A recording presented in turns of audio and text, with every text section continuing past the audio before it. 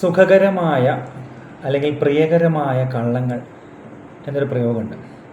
അവ കേൾക്കുമ്പോൾ വളരെ സുഖം തോന്നും, നമുക്ക് പ്രിയകരമായിരിക്കും, വളരെ ഐഡിയൽ ആയിട്ടുള്ളൊരു സിനാരിയോ ആയിരിക്കും അത്, അല്ലെങ്കിൽ ഒരു സ്റ്റേറ്റ്മെൻ്റ് ആയിരിക്കും.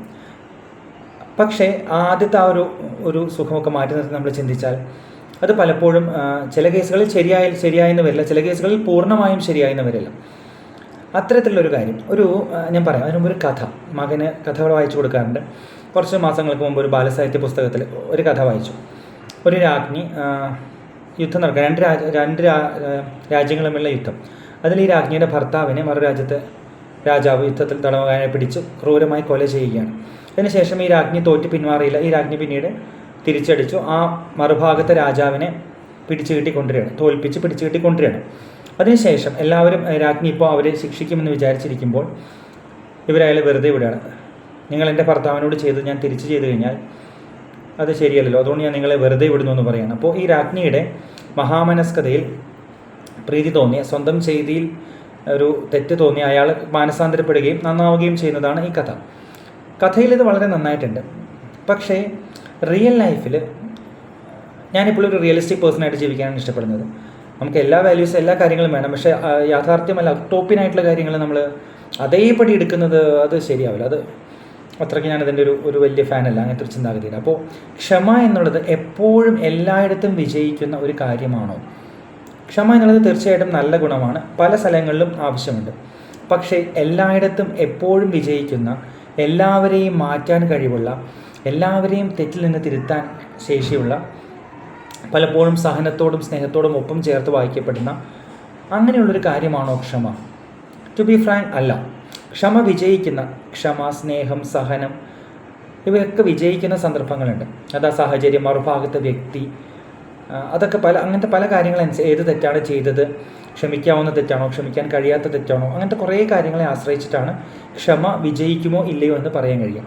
അപ്പോൾ ഇവിടെ ഈ യുദ്ധത്തടവുകാരനെ പിടിക്കുകയും നേരിട്ട് യുദ്ധമര്യാദകളൊന്നും പാലിക്കാതെ സ്വന്തം ഭർത്താവിനെ കൊല ചെയ്യുകയും ചെയ്ത് ഈ രാജാവിനെ വെറുതെ വിട്ട ഒരു റാണിയുടെ നടപടി എനിക്ക് വ്യക്തിപരമായിട്ട് ശരിയാണെന്ന് പറയുന്ന നിവൃത്തിയില്ല. അത് കഥയാണെന്ന് മനസ്സിലാക്കുന്നു.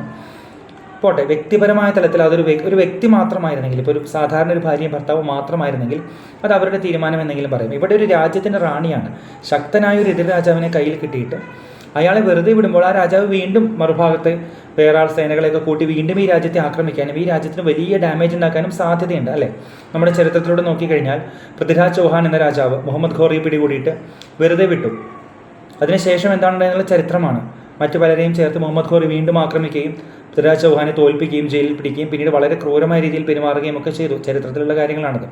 അപ്പോൾ ക്ഷമയെല്ലാം അർഹിക്കുന്ന വ്യക്തികളുണ്ട്. വ്യക്തിതലത്തിൽ പോലും നമ്മളിപ്പോൾ രാജ്യത്തെ രാജാവോ വലിയൊരു പദവിയിലിരിക്കുന്ന ആളോ ആവണമെന്നില്ല. നമ്മുടെ ചെയ്തികളുടെ ഇംപ്ലിക്കേഷൻസ് നമ്മളെ മാത്രം ബാധിക്കുന്ന ചെറിയ തലത്തിൽ പോലും എപ്പോഴും ക്ഷമിക്കുന്നത് ഒരു നല്ല കാര്യമായിരിക്കില്ല. പലപ്പോഴും ശുദ്ധൻ ദുഷ്ടൻ്റെ ഫലം ചെയ്യുന്ന പറഞ്ഞ മാതിരി ആളും തരവും നോക്കാതെ ക്ഷമ അർഹിക്കാത്തവരോട് ക്ഷമിക്കാൻ പോയാൽ ഇരട്ടി ബുദ്ധിമുട്ടുണ്ടാകും എന്നുള്ളതും ഒരു സത്യമാണ്. ഇത് കേൾക്കുമ്പോൾ നമുക്ക് അത്രയ്ക്ക് പ്രിയകരമായിട്ടൊന്നും തോന്നില്ല, പക്ഷേ ഒന്നാലോചിച്ചാൽ അതാണ് സത്യം. സോ നമ്മുടെ ഒരുപാട് കാര്യങ്ങൾ നോക്കിയിട്ടേ ക്ഷമിക്കാവൂ. നമ്മുടെ ആക്ഷൻസ് കൊണ്ട് നമുക്ക് വലിയൊരു ഇമ്പാക്റ്റ് ഉണ്ടാവുമെങ്കിൽ നമ്മൾ വ്യക്തിപരമായിട്ട് ക്ഷമിക്കാൻ തയ്യാറാണെങ്കിൽ പോലും ഒരു പദവിയിലിരിക്കുമ്പോൾ നമ്മളതിന് തയ്യാറാവരുത്. ഇപ്പോൾ നമ്മളൊരു ഓഫീസിൻ്റെ ഹെഡാണ്, ഒരു അഴിമതിയിൽ കള്ളത്തരം കാണിച്ചു, നമുക്ക് വ്യക്തിപരമായിട്ട് അയാൾക്ക് വീണ്ടും നന്നാവാനൊരു അവസരം കൊടുക്കണം, അയാൾക്കെതിരെ നടപടി എടുക്കണം എന്ന് തോന്നിയാൽ പോലും ആ കമ്പനിയുടെ ഹെഡ് എന്ന നിലയിൽ മറ്റൊരാൾ വിശ്വസിച്ച് ഏൽപ്പിച്ചൊരു പൊസിഷനാണെങ്കിൽ, അല്ലെങ്കിൽ മാനേജറോ ആരോ ആയിക്കോട്ടെ, ഇയാളെ വെറുതെ വിട്ടിയാൽ ഇയാൾ വീണ്ടും കള്ളത്തരം കാണിച്ചാൽ അത് മൊത്തം കമ്പനിയെ ബാധിക്കും, ഒരുപാട് പേരുടെ ജീവിതങ്ങളെ ബാധിക്കും എന്നൊരവസ്ഥ വന്നാൽ നമുക്ക് ഇൻഡിവിജ്വലി ക്ഷമിക്കാൻ നമ്മൾ തയ്യാറാണെങ്കിൽ പോലും നമുക്കത് അങ്ങനെ ശ്രമിക്കാൻ നമ്മൾ പാടില്ല. അതുപോലെയാണ് ഈ രാജാവ്, എല്ലാ അവസ്ഥയും.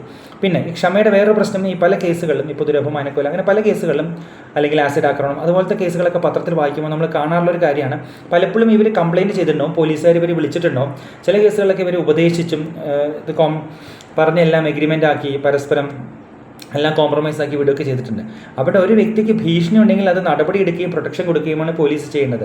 അല്ലാതെ ക്രിമിനൽ കേസുകളിൽ കോംപ്രമൈസ് എന്നുള്ള കാര്യത്തിന് ഒരു സ്കോപ്പും ഇല്ല, ഉണ്ടാവാൻ പാടില്ല. അപ്പോൾ വ്യക്തിപരമായ സിവിൽ കേസസ്, അങ്ങനത്തെ ചില കേസുകളിൽ കോംപ്രമൈസിന് സ്കോപ്പ് ഉണ്ടാവാം. പക്ഷേ ഒരു ക്രിമിനലായിട്ടൊരു നടപടി നടക്കുമ്പോൾ അവിടെ കോംപ്രമൈസ് അല്ല, അവിടെ ശരിക്കും അതിനുള്ള നടപടി എടുക്കുകയും അവർക്ക് സുരക്ഷ ഒരുക്കുകയും മറ്റയാൾ വീണ്ടും ഇവർക്ക് ബുദ്ധിമുട്ടുണ്ടാക്കാത്ത രീതിയിൽ പെരുമാറുകയുമാണ് വേണ്ടത്.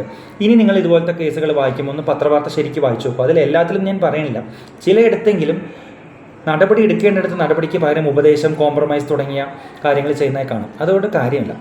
പിന്നെ കാണെ എന്നൊരു സിനിമയുണ്ട്. അത് ശ്രീ ബോബി ജോസ് കട്ടിക്കാട് ഞാൻ വളരെയധികം ബഹുമാനിക്കുന്ന ഒരു എഴുത്തുകാരനാണ്. അദ്ദേഹത്തിൻ്റെ ഒരു രചനയിൽ അദ്ദേഹം പറഞ്ഞിട്ടുണ്ട്, കാണയിൽ ഒരു ഭർത്താവ്, ഇയാളുടെ മകൻ സുരാജ് വെഞ്ഞാറമൂട് അവതരിപ്പിക്കുന്ന ക്യാരക്ടറാണ്. അദ്ദേഹത്തിൻ്റെ മകളെ ഭർത്താവ് കൊല്ലുകയാണ്. നേരിട്ട് കൊല്ലുകയല്ല, ഈ മകൾക്കൊരു ആക്സിഡൻറ്റ് പറ്റുമ്പോൾ ഈ ഭർത്താവ് അത് അറിഞ്ഞു. അയാൾക്ക് രക്ഷിക്കാമായിരുന്നു, പക്ഷേ അയാളത് ചെയ്യുന്നില്ല. അയാൾ വെയിറ്റ് ചെയ്ത് ഈ മകൾ മരിക്കാൻ വേണ്ടി കാത്തിരിക്കുകയാണ്. എന്തുകൊണ്ട്? ഈ ഭർത്താവിന് മറ്റൊരു സ്ത്രീയുമായിട്ട്, ഓഫീസിൽ ജോലി ചെയ്യുന്ന മറ്റൊരു സ്ത്രീയുമായിട്ട് ഇഷ്ടമുണ്ടായിരുന്നു, ഒരു അവിഹിതമായൊരു ബന്ധമുണ്ടായിരുന്നു. ഈ മകൾ മരിച്ചു കഴിഞ്ഞാൽ അയാൾക്ക് ആ ബന്ധം തുടരാമല്ലോ. അപ്പോൾ ഈ സുരാജ് ആദ്യം ഈ മകളുടെ മരണത്തിന് പുറകെയുള്ള കാരണങ്ങൾ അന്വേഷിക്കുകയും പിന്നീട് കാരണങ്ങൾ മനസ്സിലാക്കിയും എങ്കിലും അവസാനം അവരോട് ക്ഷമിക്കാൻ തയ്യാറാവുകയാണ്. സ്വന്തം മകളോട് ഇങ്ങനെ ചെയ്ത ഒരാളോട് ഒരു അച്ഛൻ ക്ഷമിക്കണമെന്ന് ചോദിച്ചാൽ എനിക്കറിയില്ല. എൻ്റെ വ്യക്തിപരമായ തലത്തിൽ ക്ഷമിക്കാൻ കഴിയില്ല, ക്ഷമിക്കേണ്ട ആവശ്യവുമില്ല. ക്ഷമിച്ചു കഴിഞ്ഞാൽ എല്ലായ്പ്പോഴും മാനസാന്തരമല്ല വരിക. ചിലപ്പോൾ തങ്ങൾ ചെയ്തതിൽ കുഴപ്പമില്ല എന്ന് ആ വ്യക്തി വിചാരിക്കുകയും അയാൾ അതേ രീതിയിലുള്ള തെറ്റുകൾ ബാക്കിയുള്ളവരോട് ചെയ്യാനുള്ള ഒരു സാധ്യതയുമുണ്ട്. ചില സമയങ്ങളിലെങ്കിലും ക്ഷമിക്കുന്നതിന് പകരം നല്ല നടപടി എടുത്തു കഴിഞ്ഞാൽ ചിലപ്പോഴെങ്കിലും എല്ലായ്പ്പോഴും ഞാൻ പറയുന്നില്ല, അയാൾ ആ തെറ്റ് മനസ്സിലാക്കുകയും ഭാവിയിലെങ്കിലും അത് ആവർത്തിക്കാതിരിക്കുകയും ചെയ്യും. ഇനി ഭാവിയിൽ അയാൾക്ക് മനസ്സാന്തരം വന്നാലും ഇല്ലെങ്കിലും every action has got to have an equal and opposite reaction. So ഒരു തെറ്റ് ചെയ്തിട്ടുണ്ടെങ്കിൽ, പ്രത്യേകിച്ച് വലിയൊരു ക്രിമിനൽ തെറ്റ് ചെയ്തിട്ടുണ്ടെങ്കിൽ അതിനെതിരെ നിയമപരമായ നടപടി എടുക്കുക തന്നെ വേണം. അതുപോലെ നമ്മുടെ പല കേസുകളിലും, അഴിമതി കേസുകളിലൊക്കെ പലപ്പോഴും താക്കീത്, സസ്പെൻഷൻ, സ്ഥലം മാറ്റം, ഇങ്ങനത്തെ വളരെ ചെറിയ ശിക്ഷകളാണ് ഉണ്ടാവാറ്. എന്നു മുതലാണ് സ്ഥലം മാറ്റം ഒരു അംഗീകൃതമായ ശിക്ഷാ രീതിയായത്? എനിക്ക് അതിനോട് യോജിപ്പില്ല. സസ്പെൻഷനും പോരാ. സസ്പെൻഷൻ കഴിഞ്ഞ് എത്ര കേസുകൾ തെളിയിക്കപ്പെടുന്നുണ്ട്? തെറ്റ് ചെയ്ത് എത്ര പേര് സസ്പെൻഷൻ കഴിഞ്ഞ അന്വേഷണത്തിന് ശേഷം ഒരു കുഴപ്പമില്ലാതെ സസ്പെൻഷൻ കാലയളവിലെ ശമ്പളവും ആനുകൂല്യങ്ങളും കൂടി മേടിച്ച് തിരിച്ച് ജോലിക്ക് കയറുന്നുണ്ട്. പലപ്പോഴും നമ്മുടെ വാർത്തകളൊക്കെ മിസ്സായി പോകാറുണ്ട് പതിവ്, പലരും ചെയ്യുന്നുണ്ടാവും. അപ്പോൾ ഒബ്വിയസ് ആയിട്ടുള്ള തെറ്റുകൾ ചെയ്തവർക്കെതിരെ ക്രിമിനൽ നടപടി, സിവിൽ നടപടി അല്ലെങ്കിൽ അത്രയെങ്കിലും വേണം.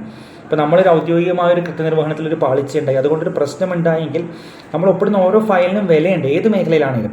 അപ്പോൾ ആ തെറ്റ് കൊണ്ടുണ്ടായ ഭവിഷ്യത്തിൻ്റെ ചെറിയൊരു അംശമെങ്കിലും അറിഞ്ഞോ അറിയാതെയോ ആ തെറ്റ് ചെയ്ത ആൾക്കൂടി ബാധകമാവണം. അറിയാതെ ചെയ്ത തെറ്റുകൾക്ക് വേണമെങ്കിൽ ശിക്ഷാവിധി കുറയ്ക്കാം. പക്ഷെ അറിഞ്ഞുകൊണ്ട് അഴിമതി കാണിക്കുക, തെറ്റായ കാര്യങ്ങൾ ഒപ്പിട്ട് എടുക്കുകയൊക്കെ ചെയ്തിട്ടുണ്ടെങ്കിൽ അതുകൊണ്ടുണ്ടായ ഇംപ്ലിക്കേഷൻ ഭാഗികമായിട്ടെങ്കിലും ചെറിയ ശതമാനമെങ്കിലും ഒപ്പിട്ട് കൊടുത്ത ആൾ ബാധ്യസ്ഥനാണ്. അവിടെ ചെറിയ സ്ഥലം മാറ്റം, ചെറിയ നടപടി, ചെറിയ ശാസന, ഇതുകൊണ്ടൊന്നും കാര്യമില്ല. ശാസനയൊക്കെ ആയിക്കോട്ടെ, പക്ഷേ ഒരു ഔദ്യോഗികമായൊരു നടപടിയായിട്ട് അത് വരുമ്പോൾ ഇറ്റ്സ് നോട്ട് ഇനഫ് എന്നാണ് എനിക്ക് തോന്നുന്നത്. അതുപോലെ കൊലപാതക കേസിൽ എല്ലാവർക്കും ദയാഹർജി ഉൾപ്പെടെയുള്ള കാര്യങ്ങൾ, ഒരു ക്രിമിനൽ തെറ്റ് ചെയ്തിട്ടുണ്ടെങ്കിൽ ഇന്ത്യൻ പ്രസിഡന്റ് എന്നല്ല ആർക്കാണെങ്കിലും എങ്ങനെയാണ് ദയാഹർജി കൊടുക്കാൻ കഴിയുക? അയാളുടെ തെറ്റുകൊണ്ട്, ഇപ്പോൾ ഒരു കൊലപാതകമാണെങ്കിൽ ചെന്താമര എന്ന് പറയുന്ന ആൾക്ക് ഇന്നലെ വധശിക്ഷ വിധിച്ചു. ഒരാൾക്ക്, ഇന്ത്യൻ പ്രസിഡന്റോ ആരും ആയിക്കോട്ടെ, എങ്ങനെയാണ് ദയാഹർജി അക്സെപ്റ്റ് ചെയ്യാൻ കഴിയുക? അയാൾ മൂലം മരണപ്പെട്ട കുടുംബങ്ങളുണ്ട്, ആ വ്യക്തികളുണ്ട്, അവരുടെ ജീവിതങ്ങളുണ്ട്. എങ്ങനെയാണ് അതൊന്നും തിരിച്ചു കൊണ്ടുവരാൻ ആർക്കും കഴിയില്ല. ആരായിരുന്നാലും ഈ തെറ്റിന് ഇരയായ വ്യക്തികളാണെങ്കിൽ പോലും അവർക്ക് മാപ്പ് കൊടുക്കുക എന്നുള്ളതൊരു ഒഫീഷ്യൽ രീതി നല്ലതാണെന്ന് എനിക്ക് തോന്നുന്നില്ല. ആ ഒരു വ്യക്തിയെ മാത്രം ബാധിക്കുന്നൊരു കാര്യമല്ല, നിയമവ്യവസ്ഥയുടെ ഭാഗമാണ്. ഒരു വ്യക്തിക്ക് മാപ്പ്, എനിക്കെതിരെ ഒരു ക്രൈം ചെയ്തു, ഞാൻ മാപ്പ് കൊടുത്താൽ, അത് കോടതി വന്നു, കേസായി, ശിക്ഷാവിധി വന്നു, ഞാൻ മാപ്പ് കൊടുത്താൽ എനിക്ക് അയാൾ വെറുതെ വിടുമെങ്കിൽ എന്നെ സ്വാധീനിക്കാനും ഫോഴ്സ്ഫുള്ളി മാപ്പ് കൊടുക്കേണ്ട രീതിയിൽ പൈസ കൊണ്ടോ ഭീഷണി കൊണ്ടോ ഒക്കെ അങ്ങനെ ചെയ്യിപ്പിക്കാനോ സാധ്യതയുണ്ട്, ഏതൊരു വ്യക്തിയുമാവട്ടെ.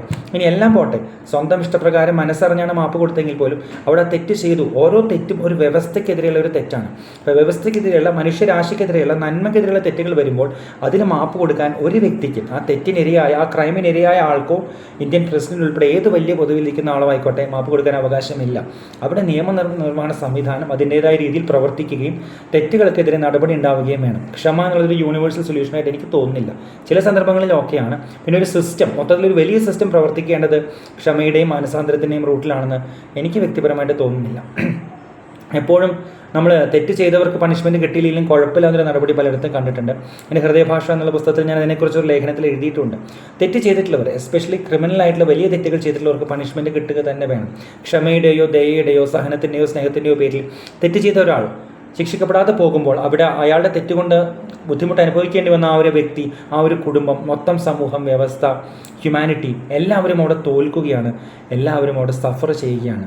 അതുകൊണ്ട് ക്ഷമ ഒരു യൂണിവേഴ്സൽ വാല്യൂ ആയിട്ട് പറഞ്ഞു കൊടുക്കാൻ ഒരു നിവൃത്തിയില്ല.